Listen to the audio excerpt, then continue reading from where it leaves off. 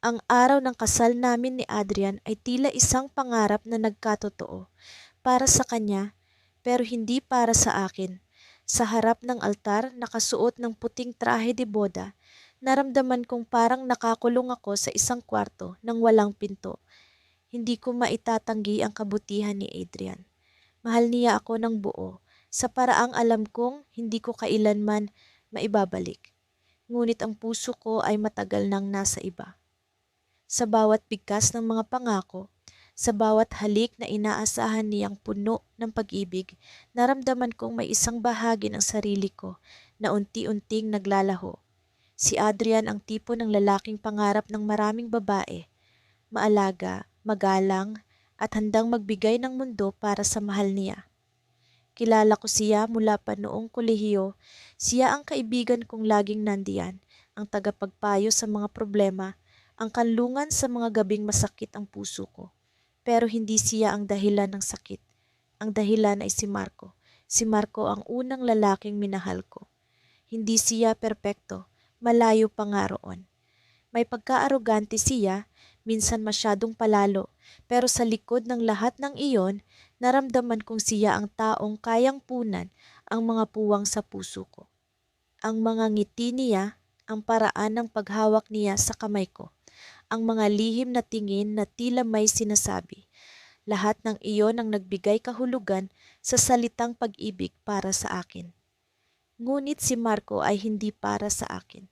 Hindi niya ako minahal ng katulad ng pagmamahal ko sa kanya. Sa tuwing susubukan kong ipahayag ang damdamin ko, palaging may sagabal, isang ibang babae, isang bagong pangarap, isang dahilan para lumayo. Hanggang sa dumating ang araw na nagdesisyon akong bitawan siya. Hindi dahil hindi ko siya mahal, kundi dahil pagod na akong mahalin siya ng mag-isa. Doon dumating si Adrian. Sa mga panahong wasak ang puso ko, siya ang naging tagapagligtas ko. Hindi ko alam kung paano nagsimula ang lahat. Isang yakap, isang tawanan, hanggang sa sumiklab ang kanyang damdamin. Hindi ko siya kayang tanggihan. Paano mo tatanggihan ang taong handang sumalo sa lahat ng sakit mo kung ikaw mismo ay hindi na kayang buhatin ang bigat ng iyong sariling damdamin? Sa huli, pumayag akong subukan. Hinayaan kong mahalin niya ako. Hinayaan kong maniwala siyang maaaring mahalin ko rin siya ng tulad ng pagmamahal niya sa akin. At ngayon, narito kami, mag-asawa. Sa harap ng mga bisita, sa harap ng Diyos, sa harap ng pamilya namin, sinabi kong oo. Ngunit ang bawat salitang binibigkas ko ay tila may bigat na hindi ko kayang buhatin. Sa likod ng mga ngiti, ng palakpakan, ng masayang musika, nararamdaman kong may isang bahagi ng sarili ko ang tumatangis, humihingi ng kalayaan. Pagkatapos ng seremonya, sa pagtanggap ng mga bisita, pilit kong itinatago ang kawalang sigla sa likod ng bawat ngiti. Lahat sila ay masaya para sa amin. Lahat sila ay naniniwalang kami ang perpektong magkapareha. Ngunit paano mo ipapaliwanag ang isang bagay na hindi nila mauunawaan? Paano mo sasabihing ang puso mo ay hindi kailanman naging bahagi ng kasal na ito? Ang ganda mo, mahal, bulong ni Adrian habang hawak ang kamay ko. Tumingin siya sa akin ng puno ng pagmamahal na para bang ako ang sentro ng kanyang mundo. Salamat sa pagbigay mo ng pagkakataon sa akin. Ipinapangako ko, gagawin ko ang lahat para mapasaya ka. Ngumiti ako, pilit na ginagawang tunay ang ekspresyon ko. Salamat Adrian, alam kong gagawin mo. Ngunit sa ilalim ng mesa, habang hawak niya ang kamay ko, naramdaman kong ang puso ko ay nasa ibang lugar. Ang bawat pagtibok nito ay hindi para sa kanya. Sa kalagitnaan ng salusalo, tumunog ang telepono ko. Sinubukan kong huwag pansinin, ngunit makulit ang tawag. Nang makita ko ang pangalan sa screen, nanlamig ang buong katawan ko. Marco. Ang pangalan niyang hindi ko inaasahan, ang tinig na matagal ko nang hindi naririnig. Tumayo ako, nagpaalam kay Adrian na pupunta lang sa banyo at mabilis na umalis. Sa likod ng isang pinto, sinagot ko ang tawag. Marco? Bulong ko, halos hindi makapaniwala. Clara, sagot niya, ang tinig niya pamilyar at puno ng emosyon. Pwede ba tayong magkita? Parang tumigil ang mundo sa sandaling iyon. Ang tao na matagal ko nang iniwasan. Ang tao na nagbigay ng dahilan sa bawat luha at ngiti ko. Ngayon ay humihiling na magkita kami. Sa kabila ng lahat, sa kabila ng pag-aasawa ko, hindi ko napigilang tanungin ang sarili ko. Ano ang gusto niya? Bakit ngayon? Marco, kinasal na ako, sagot ko, pilit na pinatatatag ang tinig ko. Pero kahit sabihin ko ito, nararamdaman ko ang panginginig sa loob ko. Alam ko, pero hindi ko pwedeng palampasin ito. Alam kong huli na ang lahat, pero Clara, hindi kita kayang kalimutan. Mahal kita. Sa sandaling iyon, naramdaman kong parang bumagsak ang lahat ng dingding na itinayo ko. Ang mga salitang iyon ang matagal ko nang hinahangad marinig, ngunit dumating sila sa maling oras, sa oras na hindi ko na pwedeng bumalik. Tumulo ang mga luha ko, ngunit hindi ko alam kung ano ang dahilan, galit, lungkot o tuwa. Marco, hindi ko alam kung ano ang dapat kong sabihin. Wika ko, ang tinig ko basag na basag. Hindi na pwede, huli na ang lahat. Clara, isang beses lang. Bigyan mo ako ng pagkakataon para ipakita sa iyo kung ano ang pwedeng mangyari kung ano, putol ko, ang galit at sakit sabay na bumalot sa akin. Kung hindi mo ako iniwan, kung hindi mo ako pinabayaan, Marco, kinasal na ako. Mahal ako ng asawa ko. Hindi ko siya kayang saktan. Sa kabila ng mga salitang iyon, naramdaman kong hindi ko kayang paniwalaan ang sarili ko. Mahal ako ni Adrian, oo. Pero mahal ko ba siya? O ang nararamdaman ko para kay Marco ay nananatili pa rin, isang apoy na hindi kailanman namatay? Tumahimik si Marco. Sa sandaling iyon, narinig ko ang tunog ng pinto. Napalingon ako, si Adrian. Nakatayo siya roon, hawak ang telepono niya at ang ekspresyon sa mukha niya ay iba sa lahat ng nakita ko sa kanya noon. Hindi galit, hindi lungkot, isang matinding pagkabigo. Clara, bulong niya. Sino ang kausap mo? Pagkalipas ng ilang buwan mula nang ikasal kami ni Adrian, unti-unti kong naramdaman ang bigat ng bawat araw. Sa kabila ng kanyang pagiging maasikaso at mapagmahal, tila may kulang. Hindi ko maikakaila na siya ang asawang pinapangarap ng maraming babae. May tiwala, may respeto, at laging inuuna ang kapakanan ko. Pero sa bawat halik niya sa akin, sa bawat yakap, sa bawat bulong ng mahal kita, parang may puwang sa puso ko na hindi niya kayang punuan. Si Lucas ang laman ng puwang na iyon, ang lalaking matagal ko nang iniwasan pero hindi ko malimutan. Bago pa dumating si Adrian sa buhay ko, si Lucas ang mundo ko. Siya ang unang tumibok sa puso ko, ang nagpakilala sa akin kung paano magmahal ng buo at walang takot. Ngunit masalimuot ang kwento namin. Isang pag-ibig na hindi ko kayang ipaglaban dahil siya ang taong hindi para sa akin. May sariling pamilya si Lucas at alam kong mali ang nararamdaman ko para sa kanya. Kaya pinalaya ko ang sarili ko mula sa kanya, kahit pa ang puso ko ay nanatiling nakakulong sa pagmamahal sa kanya. Ngayon, sa piling ni Adrian, ginagawa ko ang lahat para maging mabuting asawa. Gumigising ako araw-araw na may nangiti, kahit ang puso ko'y puno ng lungkot. Pinipilit kong magluto ng paborito niyang pagkain, magbigay ng oras para sa kanya, at ipakita ang pagmamahal na nararapat niyang matanggap. Pero sa kabila ng lahat ng ito, hindi ko maitatangging may isang bahagi ng pagkatao ko na tila naghihintay pa rin kay Lucas, isang bahagi na patuloy na umaasa, kahit walang dapat asahan.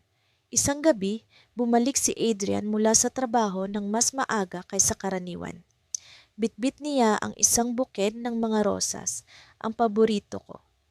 Surpresa, ngiti niyang bungad sa akin. Nagpasalamat ako at ngumiti ng peke. Kahit sa loob-loob ko ay iniisip ko kung paano ko siya mapapasaya nang hindi ko nararamdamang pilit.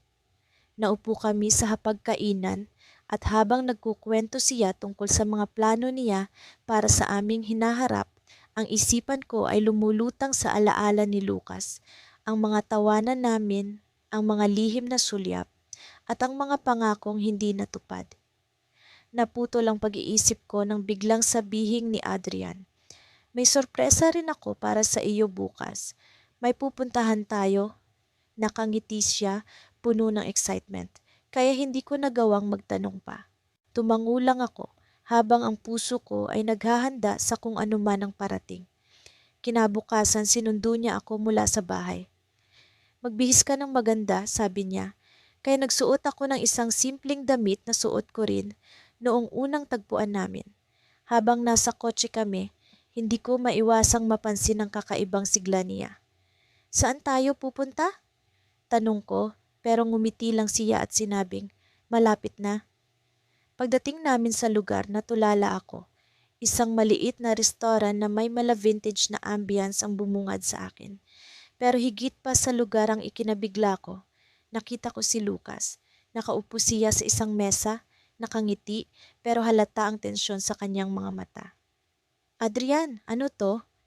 Tanong ko, halos hindi ko maipinta ang reaksyon ko. "Alam ko," sabi ni Adrian, hinawakan ng mga kamay ko. "Alam ko ang tungkol sa kanya. Alam ko ang tungkol sa inyo." Biglang bumigat ang paligid.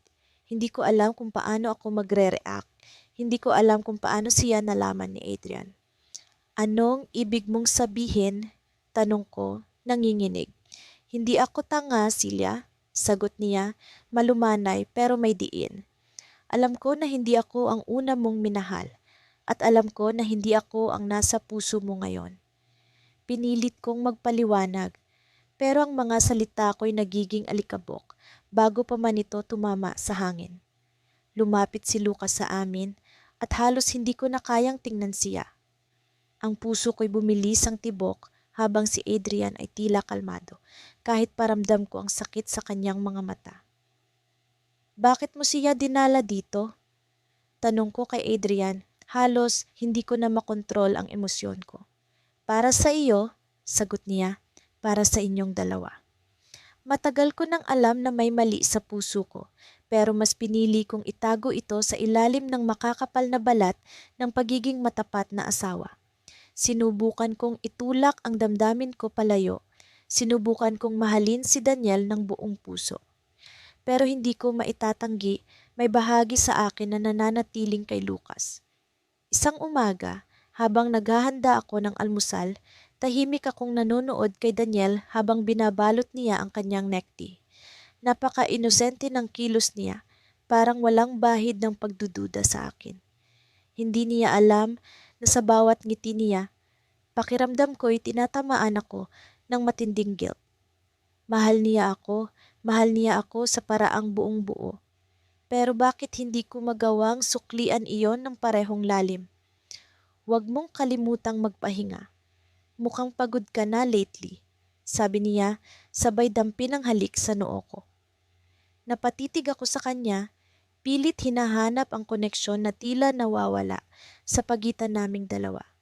Tumango ako, nginitian siya, at hinintay ang tunog ng pagsara ng pinto bago ko pinayagan ang sarili kong huminga ng malalim. Isa akong traidor. Walang ibang salita ang mas angkop para sa akin. Pero paano ko pipigilang isipin si Lucas kung siya ang unang lalaking nagpatibok sa puso ko? Ang unang lalaking nagturo sa akin kung paano umibig ng walang takot, walang pag-aalinlangan. Sa tuwing naiisip ko ang mga mata niyang malalim at ang nangiting tila ba nagtatago ng lihim, bumabalik ang lahat ng alaala. Ang mga sandaling magkasama kami, mga tawanan, mga pangarap na binalak naming tuparin. Pero ang lahat ng iyon ay natapos nang mas pinili niyang umalis sa buhay ko. Hindi ko siya hinabol. Hindi ko siya pinigilan. Iniwan ko siya at pinili si Daniel. Isang desisyong ginawa ko dahil akala ko'y tama. Akala ko'y sapat ang mabuting tao para maging masaya. Pero ngayon, nagdududa ako kung kailan naging sapat ang tama para talunin ang tunay.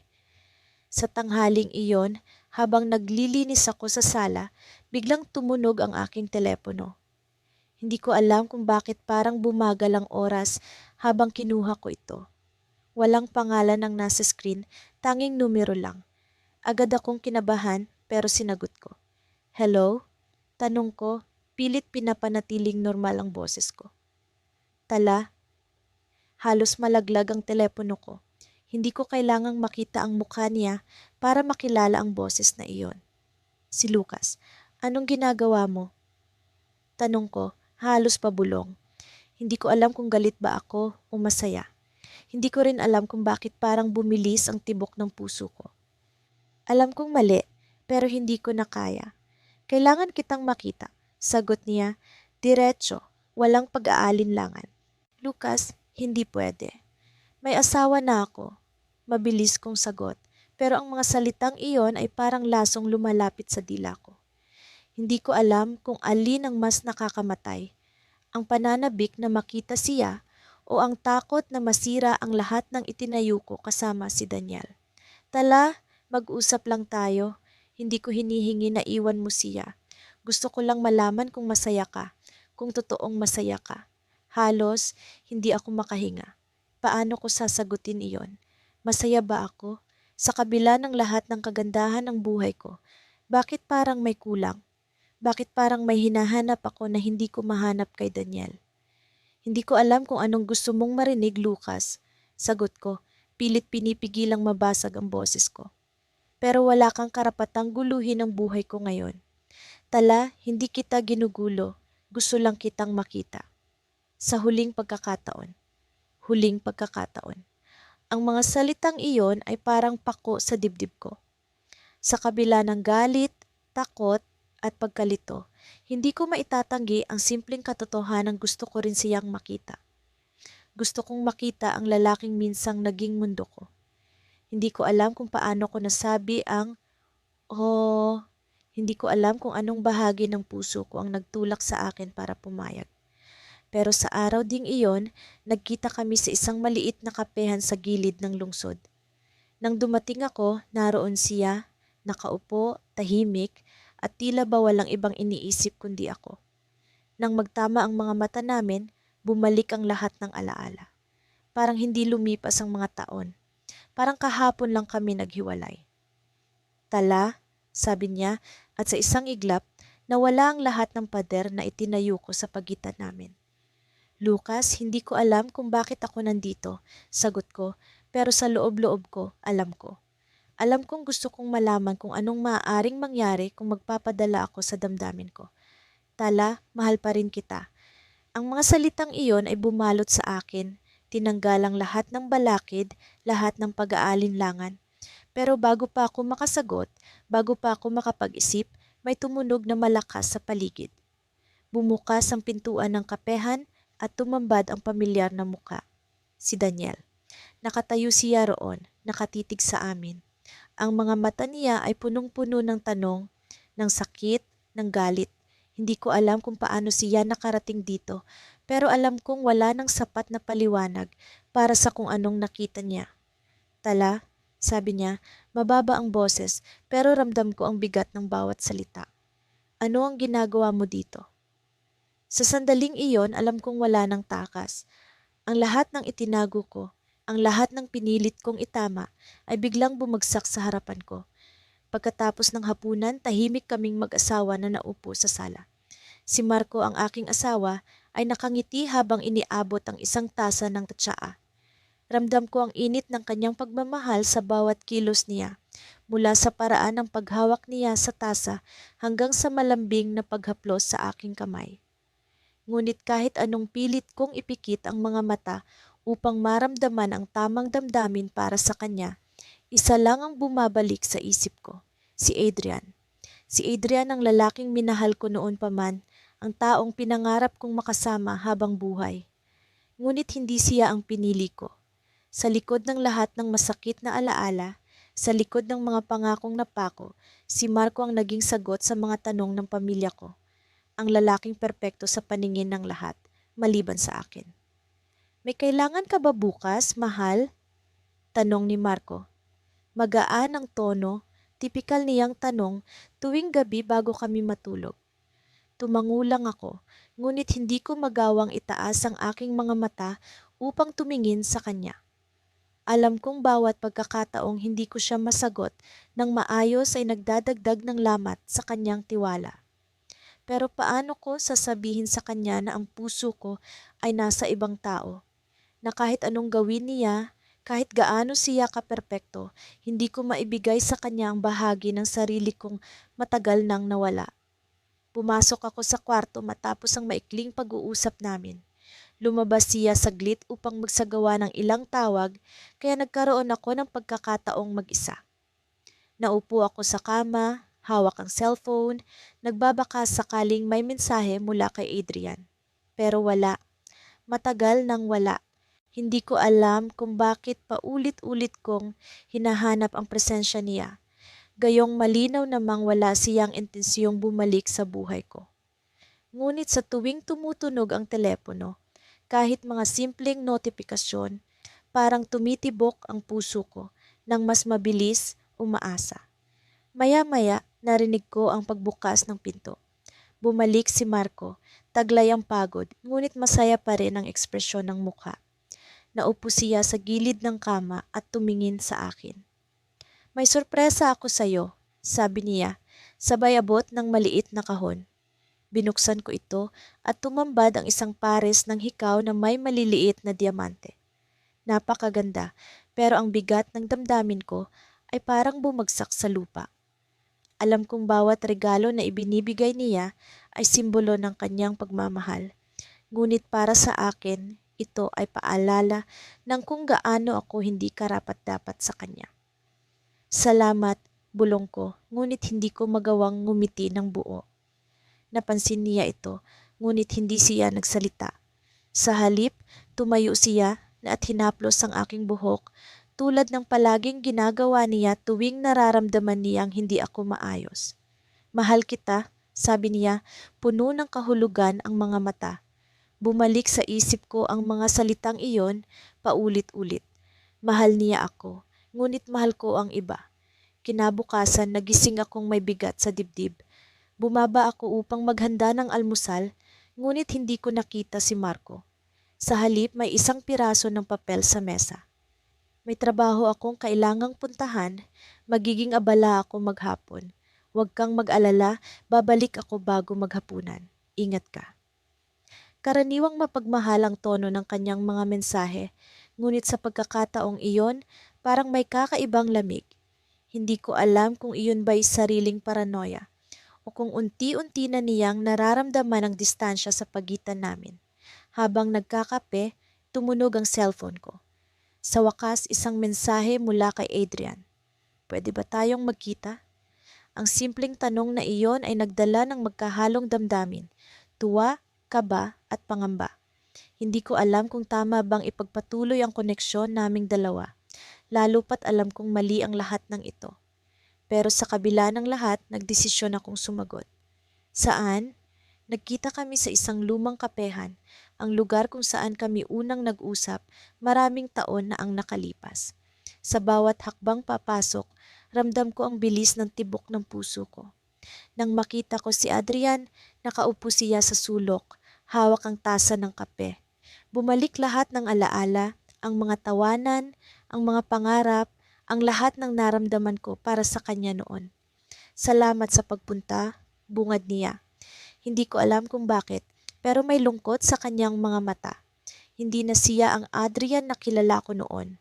May bigat sa kanyang postura, parang may mga bagay na nais niyang sabihin, ngunit hindi niya magawang ilabas. Nag-usap kami tungkol sa mga simpleng bagay, trabaho, buhay, mga pangarap.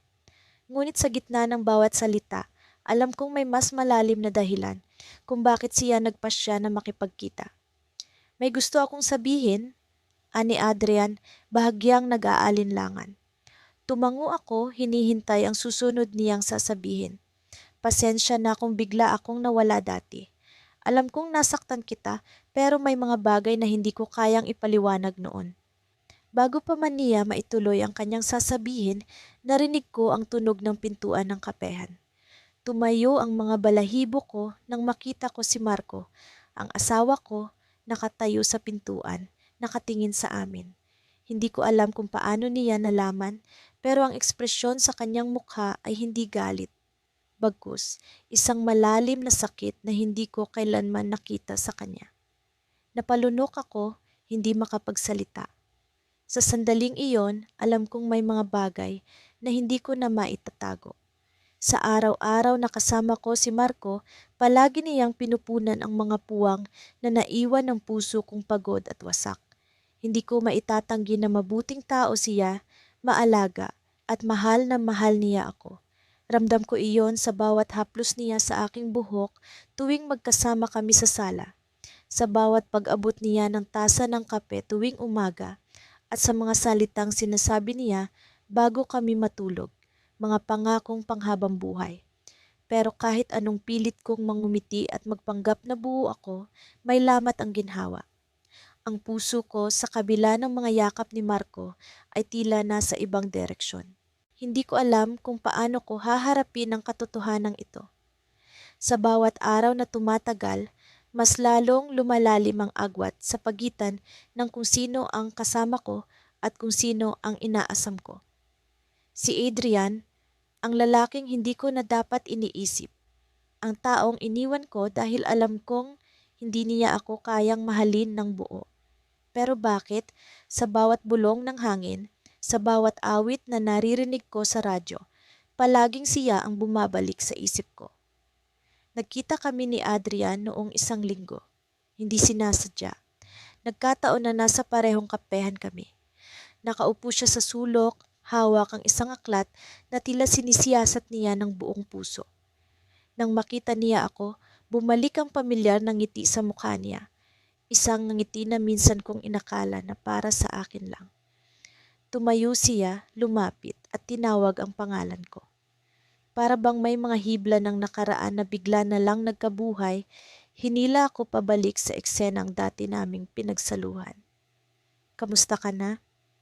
Tanong niya, tila walang bahid ng bigat ng nagdaang panahon. Heto, maayos naman, sagot ko, pilit na pinatatag ang boses ko. Hindi ko maipaliwanag ang damdamin ko. Gusto kong ipakita sa kanya na masaya na ako, na wala na akong nararamdamang kahit ano para sa kanya. Pero ang totoo, sa bawat segundo ng usapan naming iyon, ramdam kong bumabalik ang dating ako. Ang babaeng handang magmahal nang walang hinihinging kapalit, kahit masaktan. Habang nag-uusap kami, napansin kong hindi nagbago si Adrian. Puno pa rin siya ng mga pangarap, mga plano para sa hinaharap. Pero sa likod ng kanyang mga salita, naramdaman ko ang distansya. Hindi niya ako tinitingnan sa paraang tinitingnan ako ni Marco. Hindi niya ako nakikita bilang babaeng kaya niyang mahalin ng buo. Sa halip, para bang isa lang akong alaala para sa kanya, isang bahagi ng buhay na minsan niyang tinahak pero iniwan na. Pag-uwi ko sa bahay, nadatnan ko si Marco sa kusina, nagluluto ng paborito kong adobo. Ngumiti siya, lumapit at hinalikan ako sa pisngi. Kamusta araw mo? Tanong niya, puno ng sinseridad. Maganda naman, sagot ko, pilit na itinatago ang gulo sa loob ko. Pero sa kaloob-looban, alam kong hindi ko kayang sabihin sa kanya ang totoo. Na nakita ko si Adrian, na muling bumalik ang damdamin ko para sa isang taong hindi naman ako kailanman minahal. Sa gabing iyon, habang nakahiga kami ni Marco sa kama, napansin kong mahimbing na siyang natutulog. Tinitigan ko ang kanyang mukha, ang bawat linya sa kanyang balat na tanda ng mga taon ng kanyang pagsisikap para sa amin. Mahal na mahal niya ako, walang bahid ng pagdududa. Pero bakit sa kabila ng lahat, pakiramdam ko ay may kulang? Bakit tila ang puso ko ay hindi matutong mahalin siya ng buo, tulad ng pagmamahal na ibinibigay niya sa akin? Kinabukasan, habang naghahanda ako para umalis, natanggap ko ang isang mensahe mula kay Adrian. Gusto kitang makita ulit. May sasabihin ako sa'yo. Hindi ko alam kung ano ang dapat kong maramdaman. Dapat ba akong matuwa? Dapat ba akong kabahan? Pero ang sigurado, alam kong hindi ko kayang ipaalam kay Marco ang tungkol dito. Pagdating ko sa lugar na napag-usapan namin, nakita ko si Adrian na nakatayo sa ilalim ng lilim ng isang malaking puno. Ang araw ay tila naglalaro sa kanyang balikat at ang hangin ay may bahagyang lamig na nagpapataas ng tensyon sa akin. Lumapit ako, nagtanong, "Ano yon?" Tumitig siya sa akin at sa unang pagkakataon may kakaibang lungkot sa kanyang mga mata. Minsan, iniisip ko kung ano ang mangyayari kung huminto siya, tila nagdadalawang isip, kung hindi kita iniwan. Bigla kong naramdaman ang pagbilis ng tibok ng puso ko. Hindi ko alam kung paano sasagutin iyon. Pero bago pa man ako makapagsalita, tumunog ang telepono ko. Si Marco ang tumatawag. Sa sandaling iyon, para bang bumalik ako sa realidad, sa katotohanang hindi na ako dapat nandito sa harap ni Adrian. "May problema ba?" tanong ni Adrian. Napansin ang bigla kong pagkabalisa. "Hindi ko alam," sagot ko, pilit na iniiwas ang tingin. Pero ang totoo, alam ko kung ano ang problema. Ako ang problema. Nandito ako, nakatayo sa harap ng lalaking hindi ako kailanman minahal, habang ang lalaking nagmamahal sa akin ng buo ay nasa bahay, naghihintay. Sa pag-uwi ko, nadatnan ko si Marco na nakaupo sa sala. Tahimik siya, hawak ang isang envelope na tila mabigat ang laman. "May dumating na sulat para sa'yo," sabi niya at iniabot ito sa akin. Binuksan ko ang envelope at bumungad ang mga larawan. Mga larawan ko kasama si Adrian sa kapehan. May nakasulat sa likod ng isa, "Alam ba ng asawa mo?" Tila bumaliktad ang mundo ko. Pagkatapos ng ilang linggo ng tahimik na pag-aayos sa aming bagong buhay bilang mag-asawa, naisip kong masasanay na rin ako. Si Adrian, ang aking asawa, ay hindi kailanman nagkulang sa pagpapakita ng pagmamahal at pag-aalaga. Sa kabila ng kawalan ng damdamin ko para sa kanya, ginagawa niya ang lahat upang iparamdam na espesyal ako. Sa tuwing tititigan niya ako, nararamdaman kong mahal niya ako ng buong puso. Pero sa bawat halik niya, parang may bahagi ng pagkatao ko na tumatanggi. Isang gabi, habang nakaupo kami sa harap ng hapagkainan, napansin ko ang mga mata ni Adrian. May kakaibang liwanag ang mga ito. Parang may itinatago siya, ngunit ayaw niyang sabihin. "May gusto akong pag-usapan," aniya, pagkatapos ng ilang minuto ng katahimikan. Pinatid ng boses niya ang takbo ng isipan ko. "Ano yon?" tanong ko, pilit na itinatago ang kaba sa aking dibdib. Hindi ko alam kung bakit, pero parang may hindi magandang mangyayari. Pinilit kong mangumiti habang hinahawakan niya ang kamay ko sa ibabaw ng mesa. "Alam kong hindi pa natin napapag-usapan ang tungkol sa hinaharap natin," ani Adrian. "Pero gusto kong malaman, mahal, kung handa ka nang magsimula ng pamilya." Natulala ako. Hindi ko alam kung paano sasagutin ang tanong niya. Pamilya? Anak? Pakiramdam ko napakabigat ng ideya. Paano ako magpapasya sa ganitong bagay kung ang puso ko ay nasa iba? Hindi ko kayang magpanggap sa harap ng isang batang inosente, sa harap ng isang buhay na magiging bunga ng kasinungalingan. "Adrian, hindi ko alam. Hindi pa yata ako handa," sagot ko, pilit na hinahanap ang tamang mga salita. Alam kong nasaktan siya, pero hindi niya iyon ipinakita. Sa halip, tumango siya at muling ngumiti. "Okay lang," tugon niya. Mahinang ngunit puno ng pag-unawa. "Ayokong pilitin ka. Maghihintay ako hanggang sa maging handa ka." Napalunok ako. Ang kabaitan niya ay parang patalim na tumatagos sa akin. Bakit ganoon siya kabuti? Bakit hindi ko siya kayang mahalin ng tulad ng pagmamahal niya sa akin? Sa bawat pangungusap niya, parang lalong sumisikip ang mundo ko. Pagkatapos ng hapunan, nagpaalam siya na may pupuntahan saglit. Naiwan akong mag-isa sa sala, nakaupo habang tinititigan ang larawan namin sa dingding. Sa kabila ng nangiti sa larawan, alam kong hindi iyon totoo. Ang saya na nakikita sa mga mata ko ay peke. Ang puso ko ay nasa ibang lugar. At doon nagbalik ang alaala ni Daniel, ang lalaking hindi ko kayang kalimutan. Sa kabila ng mga taon, ang bawat halik niya, ang bawat hawak, ang amoy ng kanyang pabango ay nananatili sa akin. Alam kong mali, pero hindi ko kayang iwaksi ang damdamin ko sa kanya. Pinilit kong magpakatatag, pero sa tuwing mag-isa ko, bumabalik siya sa isipan ko. Nagulat ako sa tunog ng pinto.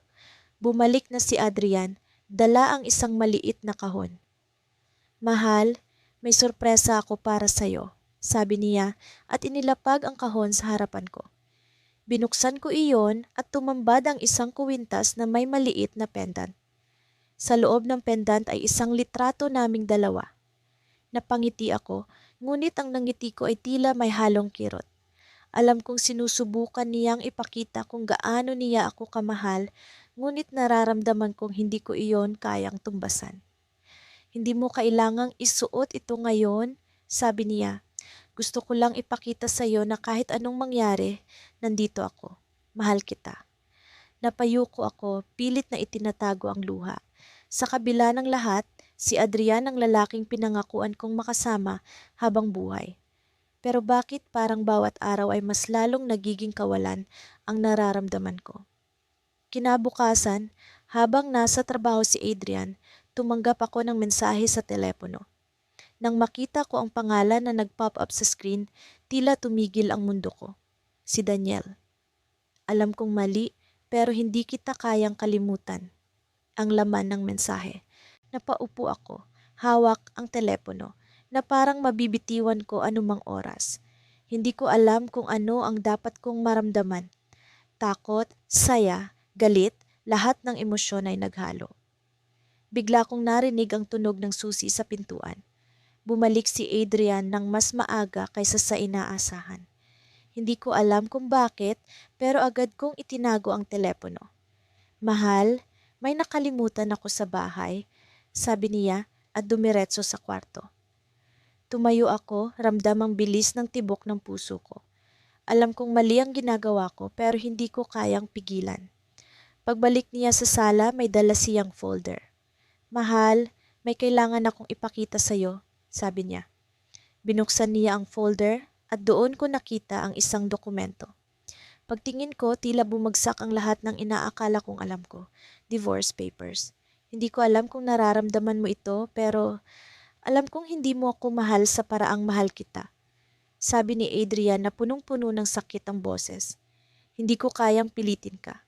Mahal kita, pero kung mas magiging masaya ka na wala ako, handa akong bumitaw. Napalunok ako. Nalalambot ang tuhod ko. Sa harap ng lahat ng kabaitan niya, sa harap ng lahat ng sakripisyong ginawa niya, paano ko sasabihin sa kanya na mahal ko ang ibang tao? Pagkatapos ng mga nangyari noong huling linggo, sinubukan kong itakda ang aking sarili sa mas maayos na direksyon. Hindi ko na pinahintulutan ang sarili kong magbabad sa mga alaala ni Adrian, ang lalaking tanging minahal ko, ngunit hindi ko maaaring makasama. Sa halip, inasikaso ko ang buhay ko bilang asawa ni Daniel, ang lalaking nagmamahal sa akin ng buong puso. Si Daniel ay isang mabuting tao. Maalaga siya, maalalahanin, at mahal na mahal niya ako. Sa tuwing tumitingin siya sa akin, ramdam ko ang kabuuan ng pagmamahal niya, isang pagmamahal na hindi ko kailanman kayang tumbasan. Alam kong hindi niya ito nakikita, pero sa likod ng mga ngiti ko, may bahagi sa puso ko na nananatiling nakatali kay Adrian. Isang gabi, habang naglalakad kami ni Daniel sa park, nanatili ang katahimikan sa pagitan namin. Malamig ang hangin, ngunit mainit ang hawak niya sa kamay ko. Napansin kong mas madalas siyang tumitig sa akin, parang may sinasabi ang mga mata niya na hindi niya kayang bigkasin. Sa wakas, bumasag siya sa katahimikan. May sasabihin ako, pero hindi ko alam kung paano, ani Daniel, habang itinigil ang paglalakad. Tumingin ako sa kanya, pilit na ngumiti. Ano yon? Huminga siya ng malalim, tila pinipilit ang lakas ng loob na sabihin ang nasa isip. Alam kong mahal kita pero nararamdaman kong may kulang. Parang hindi mo pa rin ako lubos na tanggap. Napigtas ang puso ko sa mga salitang iyon. Hindi ko alam kung paano siya sasagutin. Alam ko na totoo ang sinasabi niya, ngunit paano ko aaminin ang bagay na iyon nang hindi siya nasasaktan. Daniel, simula ko, pero bigla siyang ngumiti, isang nangiti na puno ng sakit. Hindi kita sinisisi, sambit niya, Alam kong hindi madaling mahalin ng buo ang isang tao, lalo na kung baka may bahagi ng puso mo na para sa iba.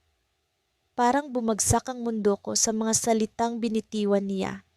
Hindi ko alam kung paano niya nalaman. Hindi ko alam kung paano niya nararamdaman. Ngunit malinaw sa mga mata niya, alam niya. Hindi ko na kinailangang magsalita pa. Sa tingin ko, patuloy niya, mahalaga na maging tapat tayo sa isa't isa. Kaya kahit masakit, gusto kong itanong sa iyo ito, mahal mo ba ako ng buo? Mahalaga ang sagot ko, alam ko yon. Ngunit paano ko sasabihin ang totoo nang hindi niya nararamdaman na wala siyang halaga sa buhay ko? Mahal ko si Daniel, pero hindi sa paraang nararapat. Hindi sa paraang gusto niyang maramdaman. Bago pa ako makapagsalita, narinig namin ang tunog ng isang pagtatalo malapit sa parke. Napatingin kami pareho. Sa gilid ng fountain may isang lalaking nakatayo. Galit na galit habang kinakausap ang babae sa harap niya. Ang babae tila nagmamakaawa, umiiyak, hinahawakan ng braso ng lalaki.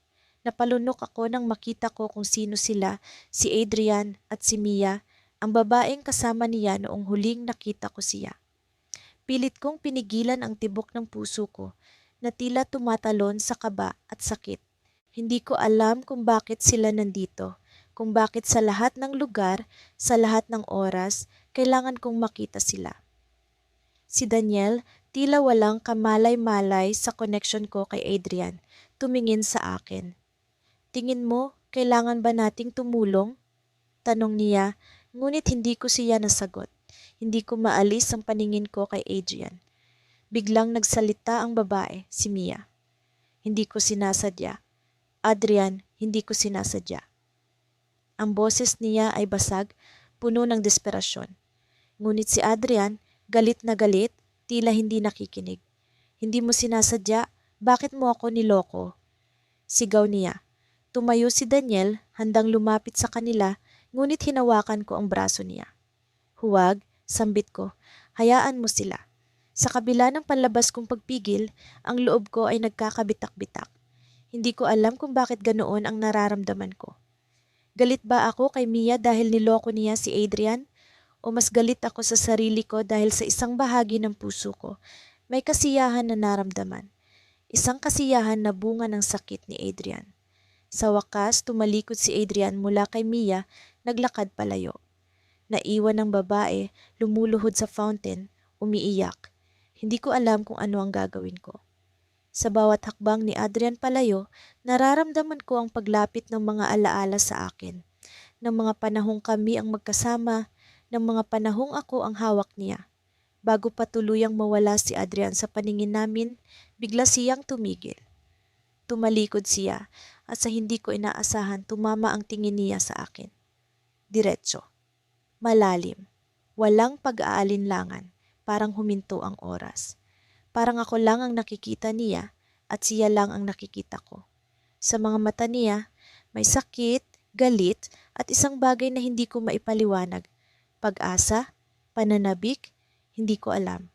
Ngunit alam kong may ibig sabihin ang titig na yon. Hindi ko na malayan na hawak ni Daniel ang kamay ko, mahigpit. Tumingin siya sa akin at doon ko naramdaman ang tensyon sa pagitan namin. Alam kong naramdaman niya ang koneksyon na iyon kahit hindi niya alam ang buong kwento. Pagkatapos ng ilang segundo, tumalikod si Adrian at tuluyang naglakad palayo. Naiwan ako, nakatayo, habang ang mga mata ni Daniel ay puno ng mga tanong. Mahal mo ba siya? Tanong niya, isang tanong na hindi ko inaasahan. Hindi ko siya masagot. Pagkatapos ng kasal namin ni Daniel, akala ko'y magiging mas madali ang lahat. Sa harap ng altar, sa harap ng Diyos at ng mga bisita naming puno ng kasiyahan, pinangako kong magiging tapat ako sa Kanya, hindi lang sa salita, kundi sa puso. Ngunit paano mo nga ba pipilitin ang puso na tumibok para sa taong hindi nito hinahanap?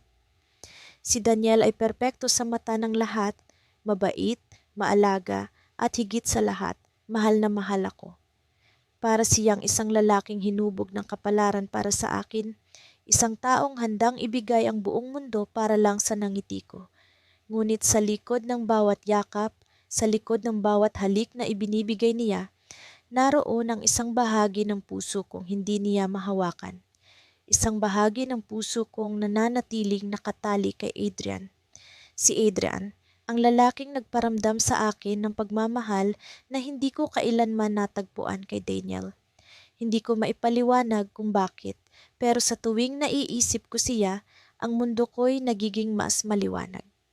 Ang bawat alaala namin ni Adrian, kahit gaano kaikli, ay parang isang pelikulang paulit-ulit kong pinapanood sa isipan ko. At sa bawat sandaling kasama ko si Daniel, nararamdaman ko ang bigat ng katotohanan. Na ang lalaking nasa tabi ko, ang lalaking asawa ko, ay hindi ang lalaking nasa puso ko. Dumating ang gabi na hindi ko na kayang itago ang lahat. Nakaupo si Daniel sa sofa, nakatingin sa akin habang iniinom ang kape niyang malamig na. Tahimik siyang nagbabasa ng dyaryo, mukhang wala namang iniinda. Ngunit sa loob ko'y may bagyong gumugulo. Hindi ko na kaya. Hindi ko na kayang magpanggap. Daniel, mahina kong tawag, halos pabulong. Inangat niya ang mga mata niya sa akin, may bahagyang nangiti sa labi. Pwede ba tayong mag-usap? Nag-alala ang ekspresyon niya, pero mabilis pa rin siyang tumabi sa akin. May problema ba? Tanong niya, hawak ang kamay ko.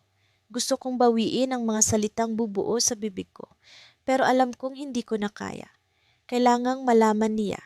Kailangang marinig niya ang katotohanan, kahit masakit. May bagay akong gustong sabihin sa'yo. Napakunot ang noo niya.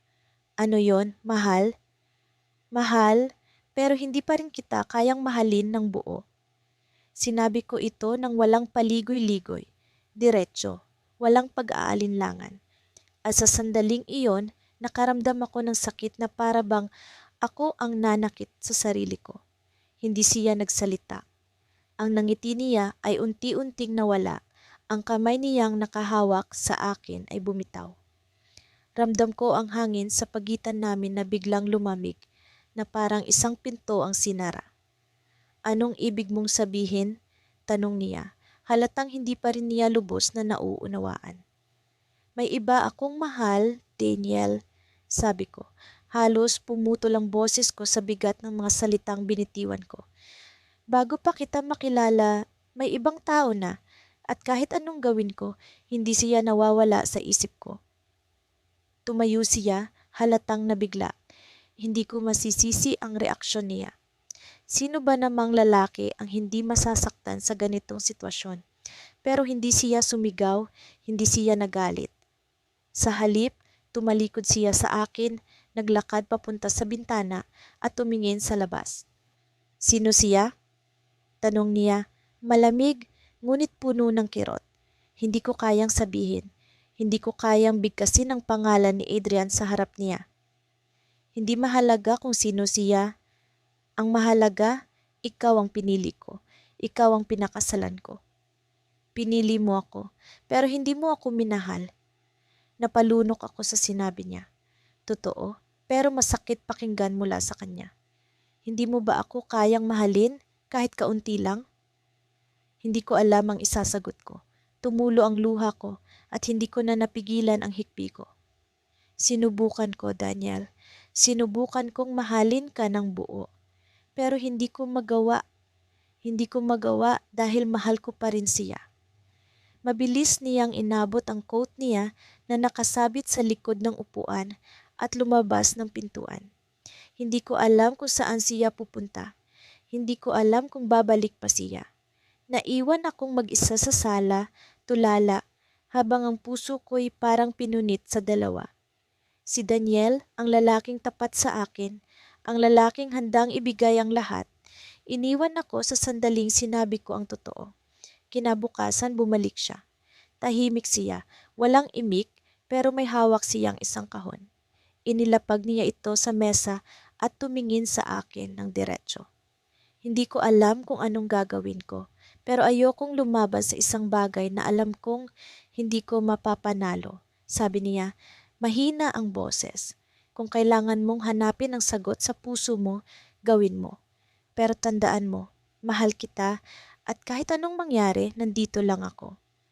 Bago ko pa siya masagot, umalis ulit siya. Iniwan niya akong tulala, muling mag-isa. Binuksan ko ang kahon. Sa loob nito ay isang envelope at sa envelope na iyon ay nakasulat ang pangalan ni Adrian.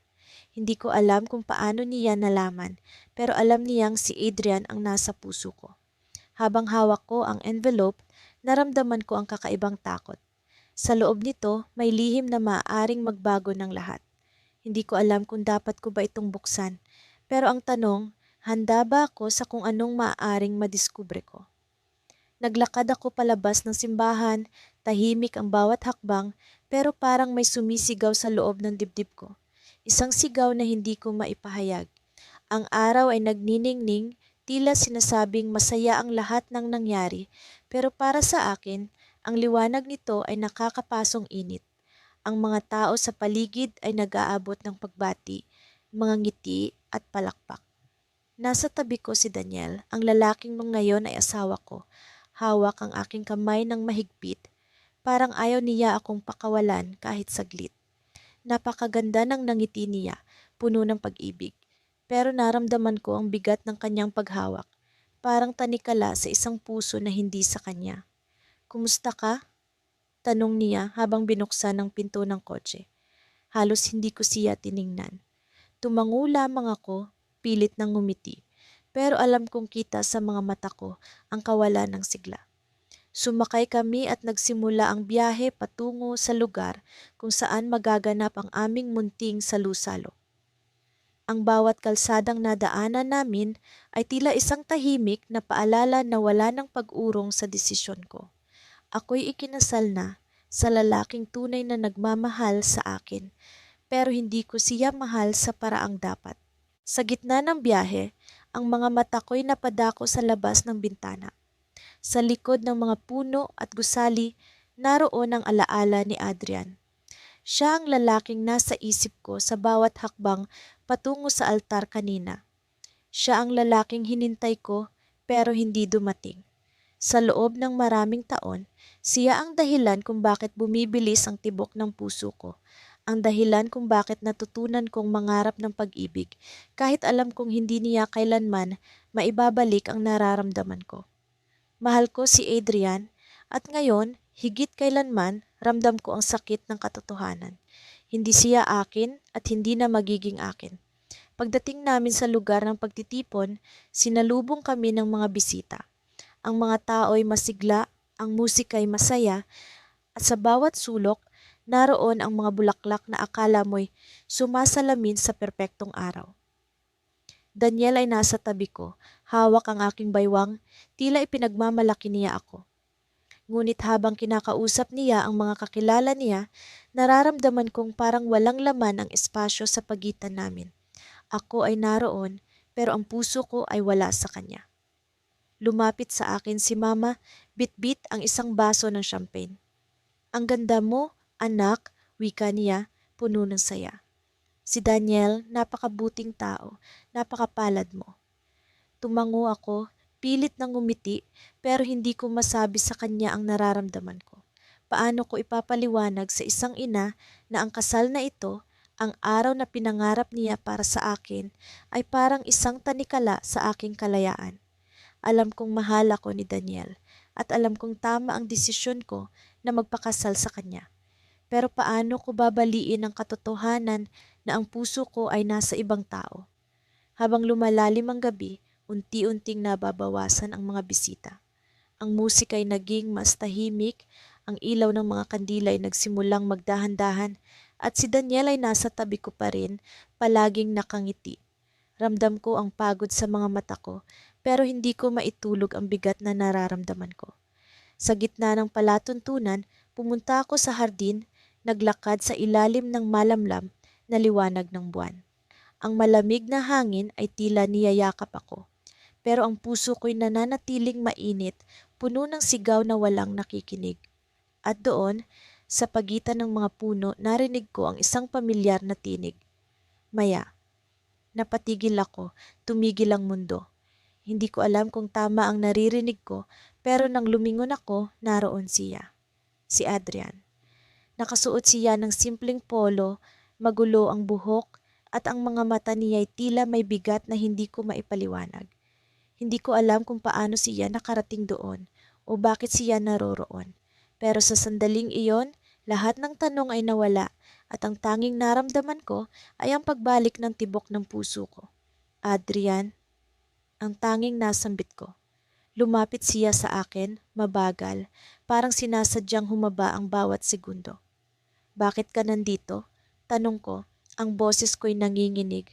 Hindi siya sumagot agad, pero nang magsalita siya, ang mga salita niya ay parang mga palaso sa puso ko. Dapat hindi ako pumunta, pero hindi ko kayang hindi makita ka. Ang mga mata niya ay puno ng emosyon at naramdaman kong may isang bagay siyang gustong sabihin pero hindi niya magawa. Ang bawat hakbang niya papalapit ay tila nagpapaalala na sa kabila ng lahat, siya ang lagi kong hinintay. Ngunit ngayon, huli na ang lahat. Ako'y ikinasal na at ang mga pangarap na minsan kong inisip kasama siya ay nawala na. Adrian, hindi mo dapat ginawa ito, bulong ko, pero hindi ko alam kung para sa kanya o para sa akin. Ang mga luha ay nagsimulang pumatak mula sa aking mga mata at sa kabila ng malamig na hangin, naramdaman ko ang init ng sakit na matagal kong itinatago.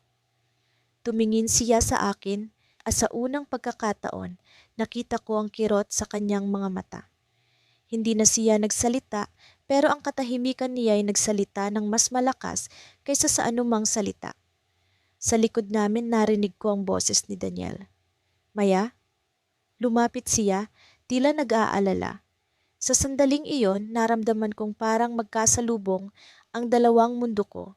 Ang mundo ng lalaking dapat kong mahalin at ang mundo ng lalaking mahal ko. Tumayo si Adrian, binigyan ako ng huling tingin at bago siya lumayo, sinabi niya ang mga salitang hinding-hindi ko makakalimutan. Mahal kita, pero huli na. Paalam. Nang lumingon ako kay Daniel, nakita ko ang tanong sa kanyang mga mata. Ngunit hindi ko alam kung paano ko siya sasagutin. Sa loob ng iilang segundo, parang nawala ang hangin sa paligid ko at ang mundo ko'y naging tahimik.